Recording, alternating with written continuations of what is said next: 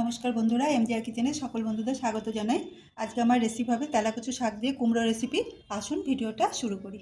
আমি ডালটা ধুয়ে নিয়েছি, আমি প্রেসারে দিয়ে দিচ্ছি সামান্য হলুদ, লবণ, মিডিয়াম হাফ পেঁয়াজ, একটা গোটা রসুন, দুটো লবঙ্গ, দুটো কাঁচা লঙ্কা, দিয়ে দিচ্ছি জল। যে বাটিতে ডাল নিয়েছিলাম সেই বাটির মাপে 2 বাটি মতো জল। আমি এবার প্রেসারের ছিদ্রতে এখানটা তেল দিয়ে দেবো, ডালটা যাতে উঠলে বাইরে না আসে।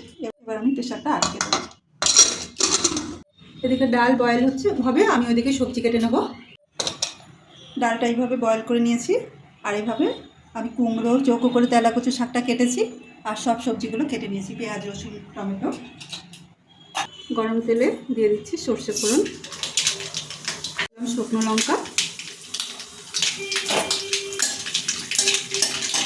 এরপর একটু মেথি আর একটু জিরে দিয়ে দিচ্ছি, সঙ্গে দিয়ে দিচ্ছি কাঁচা লঙ্কা।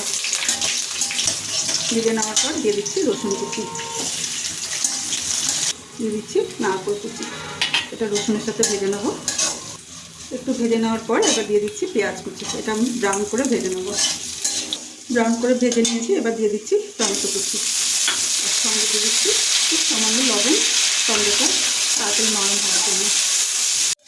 টমেটো নরম হয়ে গলে গেছে, এবার আমি দিয়ে দেবো কেটে রাখা কুমড়ো।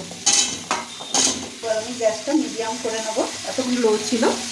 এবার আমি ভালো করে মশলাটা কুমড়োর সাথে মিশিয়ে নেবো, আর ঢাকা দিয়ে কুক করবো। ঢাকা দিয়ে একটু কুক করেছি,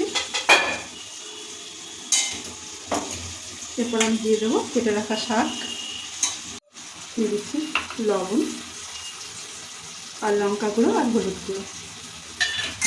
ভালো করে কুমড়োর সাথে মিশিয়ে নেবো। কুমড়ো আর শাক ঢাকা দিয়ে কুক হচ্ছে, আমি এর মধ্যে একটু নারকেল বেটে নেবো। চাপা খুলছি, শাকটা কমে এসছে। এরপর আমি দিয়ে দেবো দিচ্ছি বয়েল করা ডালটা। এটা একটু নাড়িয়ে নেবো। দিয়ে দিচ্ছি নারকেল বাটার মশলাতে ভাজা জলটা আর একটু জল। এর মধ্যে কোনো মশলা এমনি ফোড়নে যা দিয়েছে, আর শুধু নারকেল বাটাটাই পড়বে।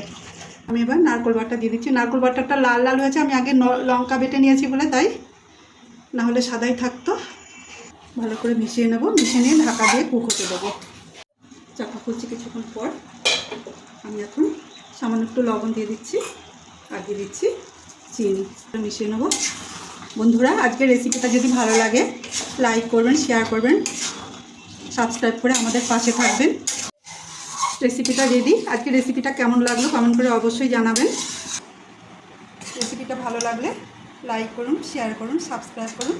সবাই ভালো থাকুন, সুস্থ থাকুন। আবার আসবো আর একটা নতুন ভিডিও নিয়ে। Thanks for watching.